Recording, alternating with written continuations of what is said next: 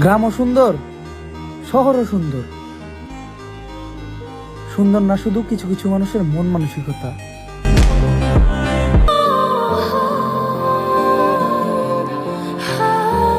ভালোবাসতে কারণ লাগে না, কারণ লাগে হেট করতে।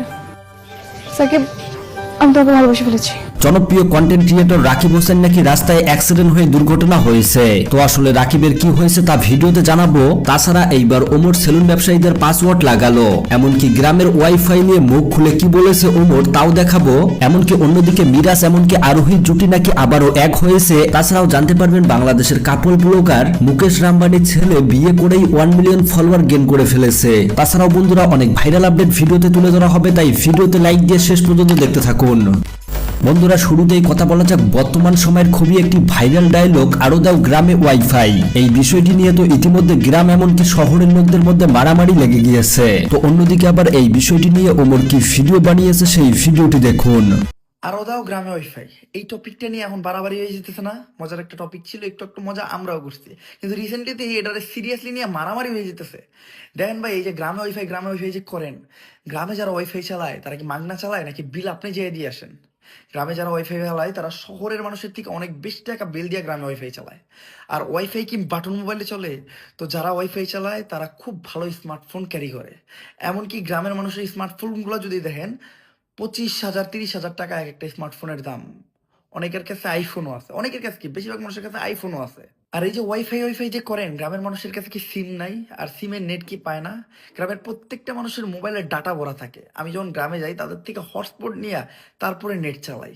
আর গ্রামের নেট স্পিডও এখন আলহামদুলিল্লাহ অনেক ভালো। ভাইরে ভাই, কিছু কিছু শহরের লোক গ্রামকে এমন ভাবে ছোট করতেছে যেন তারা শহরের ভাড়া বাড়িতেই থেকে নিজেকে অনেক কিছু ভাবতেছে। যেমন এই সাপড়ি টিকটকার ওসামা নিজেকে অনেক বড় মনে করতেছে। শহরে একটা বাসা ভাড়া মাসে 16,000 টাকা, আর গ্রামে 1% জায়গার দাম 16,000 টাকা।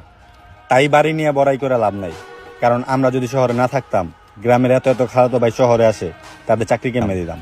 শহর আর গ্রাম নিয়ে ট্রোল করা বাদ দাও, আমরা সবাই ভাই ভাই, এটা মাইনা নাও।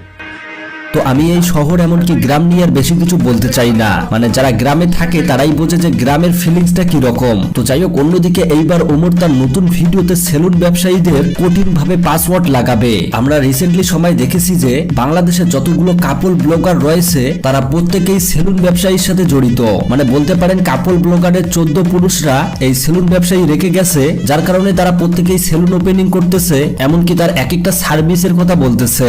মানে বিষয়টাই আসলে হাস্য। তো যাই হোক বন্ধুরা, ইতিমধ্যে আবার ওমর লাইভে এসে সেলুন ব্যবসায়ীদের নিয়ে কি বলেছে সেই ভিডিওটি দেখুন। কি ভিডিও টপিক তো অলরেডি রিভিলড, মানে আমাদের কমিউনিটি পোস্টেও তো দেখছেন সবাই, টপিক জানেন।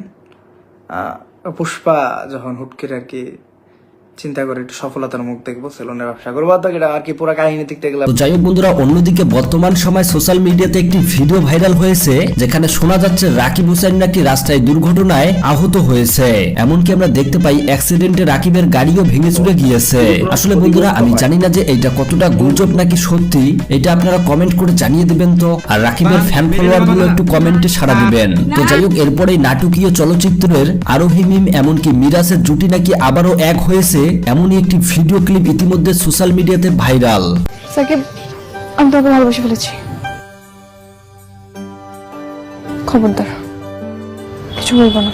ভাইরে ভাই, টিকটকে এটা এত ভাইরাল হয়েছে যে এখন সবাই বলতেছে আরোহী মিম এমনকি মিরাজের প্রেমের জুটি নাকি আবারও এক হয়েছে। আসলে বন্ধুরা এটা এমন ভাবে এডিট করা হয়েছে যে এটা যে এডিট নাকি রিয়েল সেটা বোঝার ক্ষমতা নেই। তো যাই হোক, আরোহী মিম এমনকি মিরাজের জুটি কে কে দেখতে চান কমেন্ট করে জানাবেন। তো যাই হোক বন্ধুরা, এরপরেই দেখবেন রিসেন্টলি সময় বাংলাদেশে একজন মুকেশ রামবানির ছেলে জন্ম নিয়েছে, তাও আবার কাপল ব্লগ হয়ে এসেছে, যেটাকে আমরা বউ ব্যবসায়িক বলে থাকি।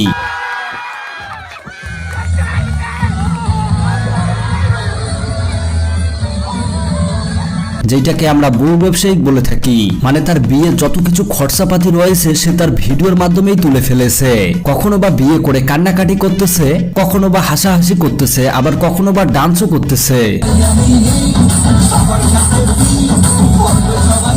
এমনকি তার সব থেকে বড় রেকর্ড হলো সে বিয়ে করেই নাকি 1 মিলিয়ন ফলোয়ার গেইন করেছে।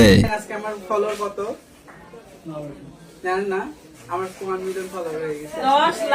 আসলে বিষয়টা হাস্যকর। তাছাড়াও আমরা এই ভিডিওতে কিছু ভালো ভালো ব্লগারকে দেখতে পাই, কিন্তু তারাও দেখুন আজ কাপল ব্লগারের সাথে বিজনেস করতেছে। তো যাই হোক, এই সমস্ত বাংলাদেশের মুকেশ আম্বানির ছেলেদেরকে নিয়ে এমনকি এইরকম বউ ব্যবসায়ীদের নিয়ে আপনাদের মতামত কি কমেন্ট বক্সে জানাবেন। তো এরপরেই দেখুন বন্ধুরা, জাতির ক্রাশ লায়লা বর্তমানে এত পরিমাণে সেলিব্রিটি হয়েছে যে বাংলাদেশের প্রত্যেকটা কাপল ব্লগার প্রতিটা ইভেন্টে তাকে প্রধান অতিথি রাখতেছে। মানে ভাই আমি বুঝতেছি না, সোশ্যাল মিডিয়াতে যারা এত ভালো ভালো কন্টেন্ট দিচ্ছে, কিন্তু সেখানে তো লায়লা তার পরিমাণ কিচ্ছুই দিচ্ছে না, শুধু আবর্জনা ডাস্টবিনে ভর্তি। আর এইরকম কন্টেন্ট দিয়েই লায়লাকে ছাড়া নাকি প্রত্যেকটা শো, এমনকি ইভেন্ট, এমনকি প্রত্যেকটা কাপল ব্লগারেরও কোনো উদ্বোধন হচ্ছে না।